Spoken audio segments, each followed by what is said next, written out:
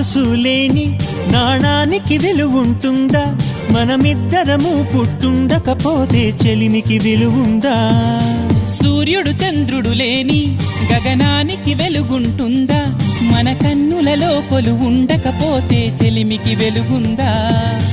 గలగల మనిసిరి మూవగా కలతెరగని చిరునవ్వుగా నా ఎదలయలే తన మధురిమలై పాడాలి నీ స్నేహం. కొంతకాలం కిందట బ్రహ్మదేవుని